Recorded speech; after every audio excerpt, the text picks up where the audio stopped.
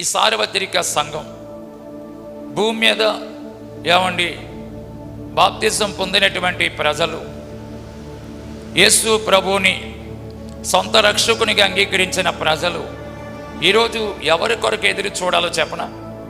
రెండవసారి భూమి మీదకి పనుల ఈ పరిశుద్ధులందరినీ తీసుకెళ్ళడానికి రాబోతున్నటువంటి యేసయ్య రాకడ కొరకు ఎదురు చూడాలి.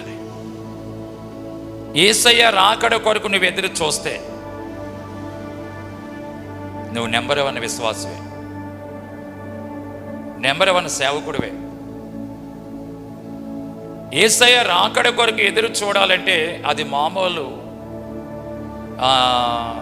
ఏదో సింపుల్గా చెప్పుకునే మాట కాదండి.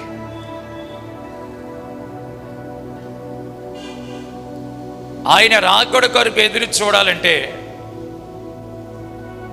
ఆ పరిశుద్ధ జీవితం ఎవరిలో అయితే ఉంటుందో వాళ్ళే చూడగలరండి.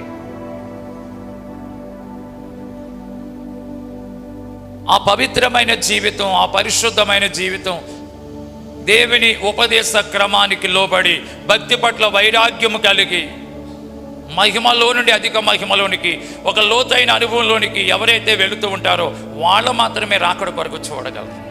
ఎందుకు చెప్పనా? వాళ్ళకు ఒక ధైర్యం ఉంటుంది, రాకడ వస్తే రాకడలో నేను ఎత్తబడతాను. నా యేసయ్య రెండోసారి రాబోతున్నారు, మేఘా వాహనం వేసుకుని రాబోతున్నారు. ఆ మేఘా వాహనము నేను ఎక్కాలంటే పరిశుద్ధ జీవితం కావాలి. పరిశుద్ధ జీవితం కలిగిన వారే మేఘా వాహనం ఎక్కగలరు. పరిశుద్ధ జీవితం లేని వాళ్ళు మేఘా వాహనం ఎక్కలేరు. రెండవ రాకడలో మేఘా వాహనం ఎక్కాలంటే అది సామాన్య విషయం కాదు.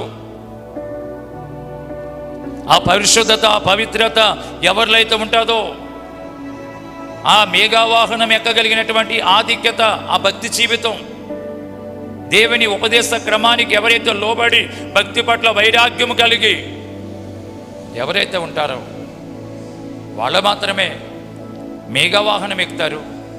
అంతేకాదు ఆ పరిశుద్ధ జీవితం ఉన్నవాళ్ళే రాకడ కొరకు ఎదురు చూస్తారు.